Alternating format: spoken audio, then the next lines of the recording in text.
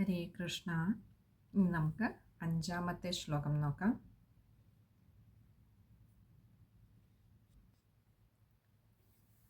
ദേശേ ദേശേ തഥാ സേയം വാർത്താ പ്രേഷ്യാ പ്രയത്നത ഭവിഷ്യതി കഥാ ചാത്ര ആഗന്തവ്യം കുടുംബിഭിഃ. നമ്മൾ ഒരു ദേശത്ത് സപ്താഹയജ്ഞം നടത്തുവാൻ തീരുമാനിച്ചു കഴിഞ്ഞാൽ അടുത്തതായി വേണ്ടത് ദേശേ ദേശേ, എല്ലാ ദേശങ്ങളിലും എല്ലായിടങ്ങളിലും തഥാ സേയം വാർത്ത, സേയം സ ഇയമാണ്, ഇയം എന്നാൽ ഈ ഒരു വാർത്ത, ഇവിടെ സപ്താഹയജ്ഞം നടത്തുവാൻ തീരുമാനിച്ചിരിക്കുന്ന വിവരം പ്രേഷ്യാ പ്രയത്നതഃ, പ്രേഷ്യ എന്ന് പറഞ്ഞാൽ അവരെയൊക്കെ അറിയിക്കണം, ക്ഷണിക്കണം. പ്രയത്നതഃ, അതിനായിട്ട് പ്രയത്നിക്കണം. അപ്പോൾ എല്ലാവരെയും അറിയിക്കുവാനായി പ്രയത്നിക്കണം. കാരണം ആ ക്ഷണം എന്ന് പറയുന്നത് വെറുതെ ക്ഷണിക്കുകയല്ല. അതായത് അവരെയൊക്കെ അറിയിക്കണം എന്നുള്ള എൻ്റെ കടമ അല്ലെങ്കിൽ എൻ്റെ ഉത്തരവാദിത്വം കഴിഞ്ഞു എന്നുള്ള രീതിയിലല്ല, മറിച്ച് ഉത്തരവാദിത്വം കൂടുതലാണ് അത് നടത്തുന്നവർക്ക് എന്ന് പറയുകയാണ്. കാരണം എന്തേ? ഭവിഷ്യതി കഥാചാത്ര ആഗന്തവ്യം കുടുംബിഭിഃ. ഭവിഷ്യതി കഥ, ഈ ഭാഗവത കഥ കേൾക്കുവാനായിട്ട് എത്തിച്ചേരണം അവരൊക്കെ എന്നൊരു ക്ഷണം ഉണ്ടാവണം. കഴിഞ്ഞില്ല, എങ്ങനെയാണ് എത്തിച്ചേരേണ്ടത്? ച അത്ര ആഗന്തവ്യം കുടുംബിഭിഃ. അവിടെ ച ആഗന്തവ്യം, ആരോട് കൂടിയാണ് ആഗന്തവ്യം? എത്തിച്ചേരണം. ആരോട് കൂടി എത്തിച്ചേരണം? കുടുംബിഭിഃ, കുടുംബത്തോടൊപ്പമാണ് എത്തിച്ചേരേണ്ടത്. സകുടുംബം, വീട്ടിലുള്ള കുഞ്ഞു കുട്ടികളടക്കം മുത്തശ്ശിമാരും മുത്തശ്ശന്മാരും ഉൾപ്പെടെ എല്ലാവരും എത്തിച്ചേരണം. കാരണം ഇവിടെ പറയാൻ പോകുന്നത് അത്രമാത്രം പുണ്യമായിട്ടുള്ള ഒരു കാര്യമാണ്. ആ ഭഗവത് കഥകൾ കേൾക്കുവാൻ കുടുംബത്തിലെ ആബാലവൃദ്ധം ജനങ്ങളും എത്തിച്ചേരേണ്ടതുണ്ട്. അപ്പോൾ അവരെ എല്ലാം സകുടുംബം എത്തിച്ചേരണം എന്ന് വേണം ക്ഷണിക്കുന്നതിന്. ആ ക്ഷണം തന്നെ പ്രയത്നിക്കണം എന്ന് പറഞ്ഞിട്ടുണ്ട്. അതായത് ആരോടും ചിലപ്പോൾ പറഞ്ഞാൽ പെട്ടെന്ന് തന്നെ എല്ലാവരും എത്തിക്കൊള്ളണമെന്നില്ല.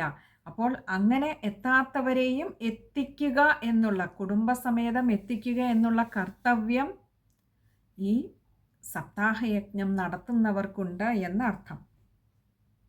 അതെന്തുകൊണ്ടാണ് അങ്ങനെയൊന്ന് എടുത്തു പറഞ്ഞത് എന്നുള്ളത് നമുക്ക് വരും ശ്ലോകങ്ങളിൽ കാണാം.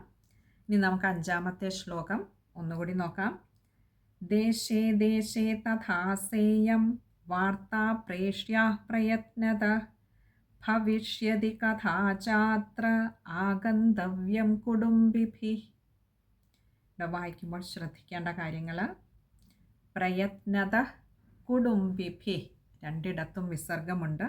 പകുതി ഹകാരത്തിൽ വായിക്കുക. ഇനി അടുത്തത് ആറാമത്തെ ശ്ലോകമാണ്. ദൂരേ ഹരികഥാഃ കേചിദ് ദൂരേ ചാച്യുത കീർത്തനാഃ സ്ത്രിയഃ ശൂദ്രാദയോ യേ ച തേഷാം ബോധോ യതോ ഭവേത്. ഇനി ഈ ഒരു ശ്ലോകത്തിൽ തൊട്ട് മുൻപ് പറഞ്ഞ ആ ശ്ലോകത്തിൻ്റെ ഒരു വിശദീകരണമാണ്. എന്തുകൊണ്ട് പ്രയത്നിച്ചറിയിക്കണം അല്ലെങ്കിൽ അറിയിക്കാൻ പ്രയത്നിക്കണം എന്ന് പറഞ്ഞത് വിശദീകരിക്കുകയാണ് ഈ ശ്ലോകത്തിൽ.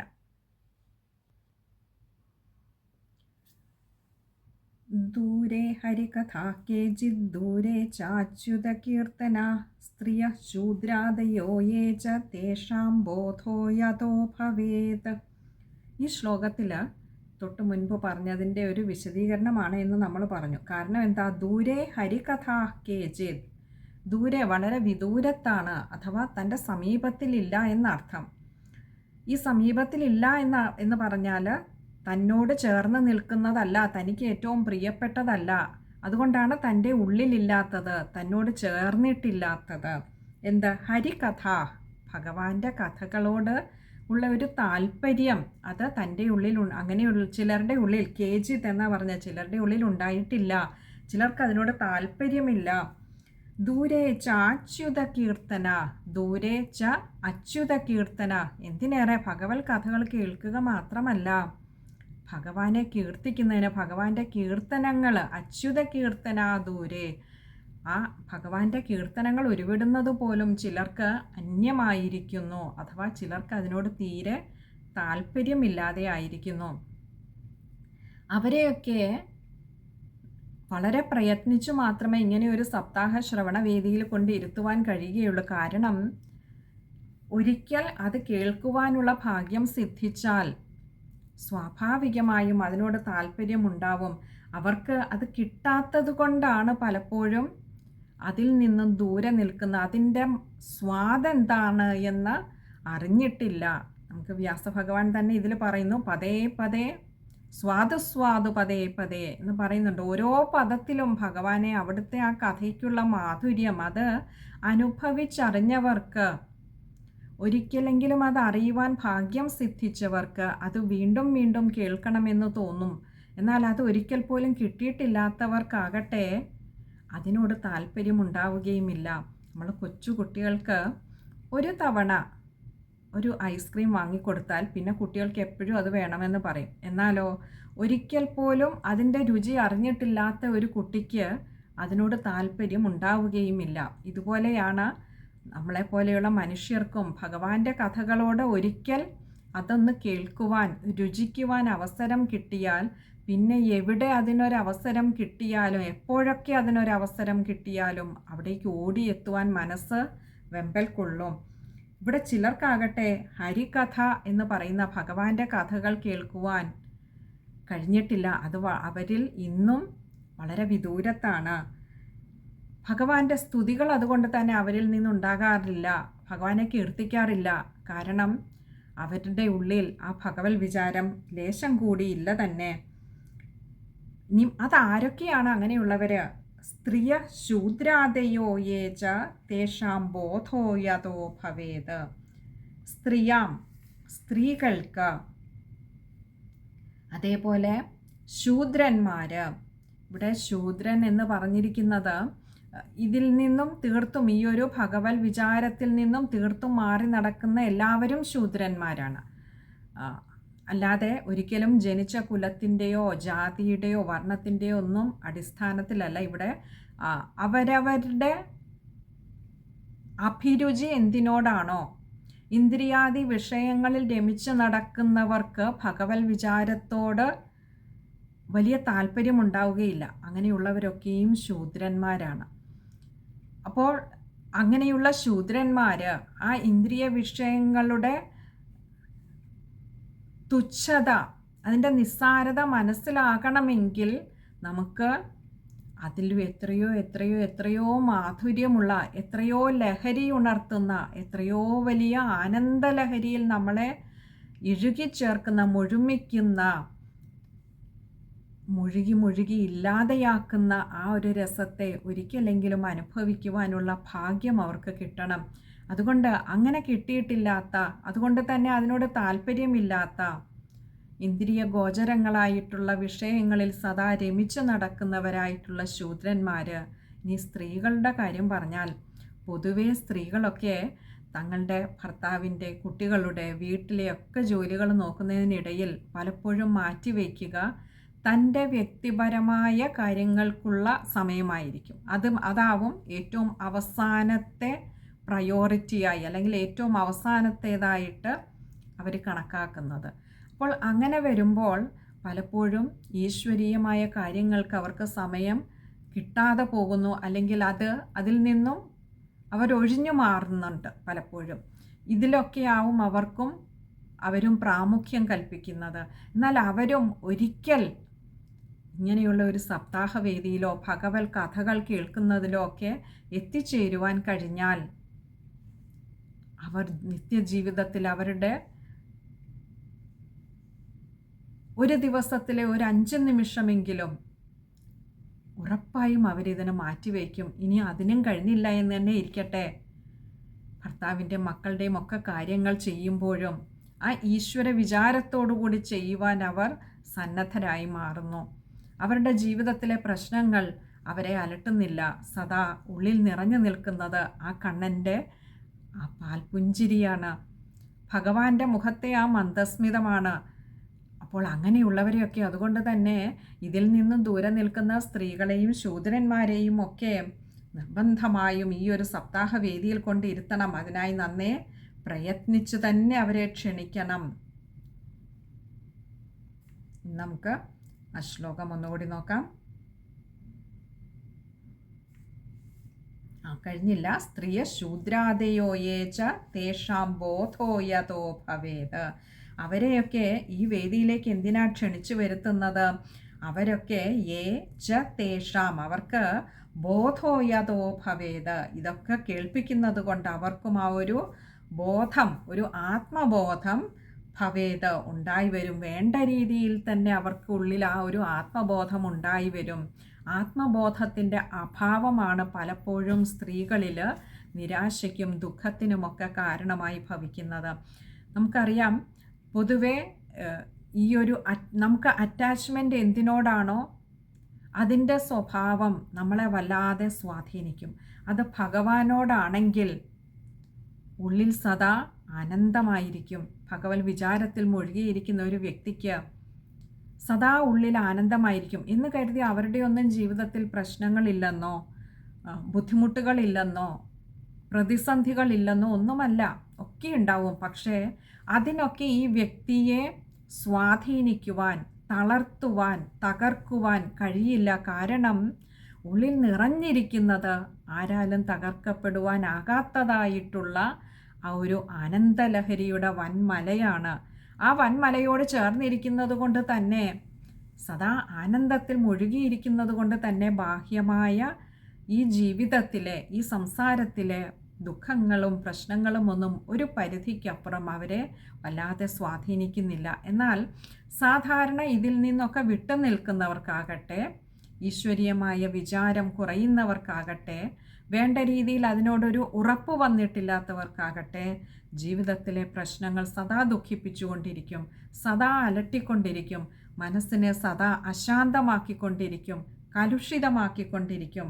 അപ്പോൾ ഇങ്ങനെയുള്ളവരെയൊക്കെ ഈ ആത്മബോധത്തിൻ്റെ തലത്തിലേക്ക് ഉയർത്തുന്നതിന് ഉള്ള മാർഗം എന്ന് പറയുന്നതാകട്ടെ, ഇതുപോലെയുള്ള സപ്താഹവേദികളിൽ ഈശ്വരീയമായ കഥകൾ കേൾക്കുന്നതിന്, അതിൻ്റെ മാഹാത്മ്യം മനസ്സിലാക്കുന്നതിനെ കൊണ്ട് ഇരുത്തുക തന്നെ വേണം. തൻ്റെ ഉള്ളിലെ ശക്തിയെ തിരിച്ചറിയിപ്പിക്കുവാൻ, തൻ്റെ ഉള്ളിലുള്ള ആ ഭഗവാനെ തിരിച്ചറിയിക്കുവാൻ കാണിച്ചു കൊടുക്കുന്നതിന്. അതുകൊണ്ട് ഇത്തരക്കാരെയൊക്കെ നിർബന്ധമായും വളരെ പ്രയത്നിച്ച് തന്നെ സപ്താഹവേദിയിൽ കൊണ്ടുവന്ന് എത്തിക്കണം. അതുകൊണ്ടാണ് പ്രയത്നത എന്ന് തൊട്ടു മുൻപുള്ള ശ്ലോകത്തിൽ എടുത്തു പറഞ്ഞത്. ഇനി നമുക്ക് ആ ശ്ലോകം ഒന്നുകൂടി നോക്കാം. ദൂരെ ഹരികഥാ കേചിത് ദൂരെ ചാച്യുത കീർത്തനാ സ്ത്രിയ ശൂദ്രാദയോ യേ ച തേഷാം ബോധോ യതോ ഭവേത്. ഈ ശ്ലോകം വായിക്കുമ്പോൾ ശ്രദ്ധിക്കേണ്ട കാര്യങ്ങൾ: ഹരികഥ, അവിടെ ദീർഘവുമുണ്ട് വിസർഗവുമുണ്ട്.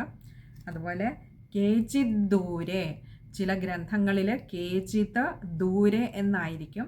അങ്ങനെയാണെങ്കിൽ അങ്ങനെ വായിക്കുക. ചേർത്താണ് കേചിത് ദൂരെ, ദ കൂട്ടക്ഷരമാണെങ്കിൽ അതിനനുസരിച്ച് ദായ്ക്ക് കട്ടിക്കൊടുത്ത് തന്നെ വായിക്കുക. പിന്നെ ചാച്യുത കീർത്തന, ച അച്യുത കീർത്തന ആണ്. കീർത്തന, അവിടെയും ദീർഘവും വിസർഗവുമുണ്ട്. പകുതി ഹകാരത്തിൽ വായിക്കുവാൻ ശ്രദ്ധിക്കുക. പിന്നെ സ്ത്രീയ, അവിടെ വിസർഗമുണ്ട്, അവിടെയും ശ്രദ്ധിക്കുക. ഇത് ഇത്രയും കാര്യങ്ങളാണ് ആ ഒരു ശ്ലോകം വായിക്കുമ്പോൾ ശ്രദ്ധിക്കേണ്ടതായിട്ടുള്ളത്. ഇനി അടുത്തത് 7ാമത്തെ ശ്ലോകമാണ്.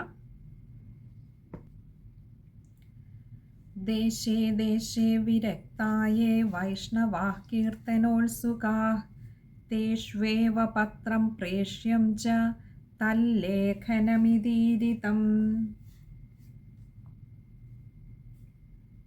ഇനി നമ്മൾ തൊട്ട് മുൻപുള്ള ശ്ലോകത്തിൽ ഇപ്പോൾ ഇവിടെ ആരെയൊക്കെ വിളിക്കണം എന്നുള്ളതാണ്, ആരെയൊക്കെ ക്ഷണിക്കണം എന്ന് പറഞ്ഞുകൊണ്ടിരിക്കുകയാണ്. ഇപ്പോൾ ആദ്യം വിരക്തന്മാരുടെ, അഥവാ ഈ ഭഗവത് വിചാരങ്ങളിൽ വിരക്തരായി നടക്കുന്നവരുടെ കാര്യമാണ് പറഞ്ഞത്. ഇനി അടുത്തത് സ്ത്രീകളെയും ശൂദ്രന്മാരെയും മാത്രമല്ല പ്രയത്നിച്ച് വിളിക്കണമെന്ന് പറഞ്ഞ് ഇനിയും ബാക്കി ആരെയാണ് വിളിക്കേണ്ടത് എന്ന് പറയുകയാണ് ഈ ഒരു ശ്ലോകത്തിൽ. ദേശേ ദേശേ, ഇനിയും എല്ലായിടങ്ങളിലും വിരക്തായേ, വൈഷ്ണവ കീർത്തനോത്സുക വിരക്ത, വിരക്തന്മാരായിട്ടുള്ളവർ. എന്തില്? വിഷയങ്ങളിൽ വിരക്തന്മാരായിട്ടുള്ളവരാ. ഭഗവത് കഥകളിലല്ല, നമ്മൾ ആദ്യം പറഞ്ഞത് ഭഗവത് കഥകളിൽ വിരക്തന്മാരായിട്ടുള്ളവരാണെങ്കിൽ ഇവിടെ ഭഗവത് കഥകളിൽ ഉത്സുകരായിട്ടുള്ളവർ, വിഷയങ്ങളിൽ വിരക്തന്മാരായിട്ടുള്ളവർ. എങ്ങനെയുള്ളവരാ അവർ? വൈഷ്ണവ, ഭഗവാനെ അവിടുത്തെ കഥകളിൽ, അവിടുത്തെ പാദങ്ങളിൽ തന്നെ സമർപ്പിച്ചവരാണ്, വിഷ്ണു ഭക്തരാണ്. കീർത്തനോത്സുക, ശ്രീഹരി ഭഗവാന്റെ കീർത്തനങ്ങളിൽ, ശ്രവണങ്ങളിൽ, ആ സ്വയം കീർത്തിക്കുന്നതിൽ, അത് ശ്രവിക്കുന്നതിലൊക്കെ താല്പര്യമുള്ളവരായിട്ടുള്ള തേഷ്വേവ, തേഷു ഏവ ആണ് തേഷ്വേവ, തേഷ്വേവ അവരെയും ക്ഷണിക്കേണ്ടിയിരിക്കുന്നു. പത്രം പ്രേഷ്യം ച തല്ലേഖനമിതീരിതം, അവരെയും അവരെയും ക്ഷണിക്കേണ്ടിയിരിക്കുന്നു ഈ ഒരു വേദിയിലേക്ക്. തല്ലേഖനമിതീരിതം, അതിൽ അവർക്ക് അയക്കുന്ന പത്രക്കുറിപ്പ് എന്ന് പറയുന്നത് അത് മറ്റൊരു തരത്തിലായിരിക്കണം. നമ്മൾ തൊട്ടു മുൻപുള്ള ശ്ലോകത്തിൽ പറഞ്ഞത് വിരക്തന്മാരുടെ, ഭഗവത് കഥകളിൽ വിരക്തന്മാരായിട്ടുള്ളവരുടെ ഗൃഹങ്ങളിലേക്ക് പ്രയത്നിച്ച് ക്ഷണിക്കുമ്പോൾ അവരോട് എന്താ പറയേണ്ടത്? കുടുംബസമേതം വരണം എന്നാണ് പറയേണ്ടത്. എന്നാൽ ഇതുപോലെയുള്ള വിഷ്ണു ഭക്തന്മാരെ ക്ഷണിക്കുമ്പോൾ അങ്ങനെയല്ല ക്ഷണിക്കേണ്ടത്. കാരണം വിഷ്ണു ഭക്തന്മാരോടൊക്കെ ഒന്നും പറയേണ്ടതില്ല, വരണം എന്നുള്ളത്. കുടുംബത്തെ കൂട്ടി വരണം, കാരണം അവരൊക്കെ ഇരിക്കുന്നിടം തന്നെ പുണ്യമാണ്. അതുകൊണ്ട് തന്നെ അവരിലേക്കും അവരുടെ കൂടെ വസിക്കുന്നവരിലേക്കും ആ ഒരു ഈശ്വരീയ ചൈതന്യം, അവരറിയാതെ ആ ഒരു ഈശ്വരീയ വിചാരം ഉണ്ടായിട്ടുണ്ട് അവരുടെ ഉള്ളിൽ. ഉണ്ടാക്കാതെ ഇരിക്കാൻ തരമില്ല. കാരണം അങ്ങനെയുള്ളവർക്ക് ഈ ഒരു സംഘം ലഭിക്കുകയുള്ളൂ വിഷ്ണു ഭക്തരുടേത്. അപ്പോൾ വിഷ്ണു ഭക്തരോടൊപ്പം സമയം ചെലവഴിക്കുവാൻ, ജീവിതത്തിൽ അല്പസമയമെങ്കിലും ചിലവഴിക്കുവാൻ ഭാഗ്യം സിദ്ധിക്കുക എന്ന് പറഞ്ഞാൽ നമ്മുടെ ഉള്ളിൽ ആ വിചാരം ഉണ്ടെങ്കിൽ മാത്രമേ നമുക്ക് അതിനോട് ചേർന്നിരിക്കുവാനുള്ള ഒരു അവസരം കിട്ടുകയുള്ളൂ. അപ്പോൾ അങ്ങനെ ഭാഗ്യം സിദ്ധിച്ചിട്ടുള്ളത് കൊണ്ട് തന്നെ അവർക്ക്, ഇതുപോലെയുള്ള വിഷ്ണു ഭക്തർക്ക്, വൈഷ്ണവർക്ക് ക്ഷണക്കത്ത് അയക്കുമ്പോൾ അല്ലെങ്കിൽ അവരെ ക്ഷണിക്കുമ്പോൾ ഇത് ഇപ്രകാരമാകണം. അതാണ് തല്ലേഖനം ഇതീരിതം, തത് ലേഖനം ഇതി ഈരിതം, ഇപ്രകാരമാവണം അതിൽ എഴുതിയിട്ടുണ്ടാവുക, അല്ലെങ്കിൽ ഇങ്ങനെയാവണം ക്ഷണിക്കേണ്ടത് എന്ന് തുടർന്നുള്ള ശ്ലോകങ്ങളിൽ ഇപ്പോൾ പറയുന്നുണ്ട്. ഇനി നമുക്ക് ആ ശ്ലോകം ഒന്നുകൂടി നോക്കാം. ദേശേ ദേശേ വിരക്തായേ വൈഷ്ണവാഃ കീർത്തനോത്സുകാഃ തേഷ്വേവ പത്രം പ്രേഷ്യം ച തല്ലേഖനമിതീരിതം. ശ്ലോകം വായിക്കുമ്പോൾ ശ്രദ്ധിക്കേണ്ട കാര്യങ്ങൾ: വൈഷ്ണവാഃ, അവിടെ വായ്ക്ക് ദീർഘമുണ്ട്, അകാരം നീട്ടിയെടുക്കുക. ഒപ്പം അവിടെ ഒരു വിസർഗമുണ്ട്, പകുതി ഹകാരത്തിൽ വായിക്കുക. പിന്നെ കീർത്തനോത്സുകാഃ, അവിടെയും ദീർഘവുമുണ്ട് വിസർഗവുമുണ്ട്, അകാരം നീട്ടിയെടുക്കണം, പകുതി ഹകാരത്തിൽ വായിക്കുക. പിന്നെ അടുത്ത നമ്മൾ പറഞ്ഞു തേഷ്വേവ, തേഷു ഏവ ആണ്, പദം പിരിക്കേണ്ട, ചേർത്ത് തന്നെ വായിക്കുക. പിന്നെ തല്ലേഖനമിതീരിതം, തല്ലേഖനം ഇതി ഈരിതമാണ്. അപ്പോൾ തല്ലേഖനമിതീരിതം, മായുടെ ഇകാരം ശ്രദ്ധിക്കുക. ഇത്രയും കാര്യങ്ങളാണ് ആ ഒരു ശ്ലോകം വായിക്കുമ്പോൾ ശ്രദ്ധിക്കേണ്ടതായിട്ടുള്ളത്. ഇനി അടുത്തത് 8ാമത്തെ ശ്ലോകമാണ്. ഭഗവാൻ അനുഗ്രഹിച്ചാൽ അത് അടുത്ത സത്സംഗത്തിൽ കാണാമെന്ന് കരുതുന്നു. ഹരേ കൃഷ്ണ.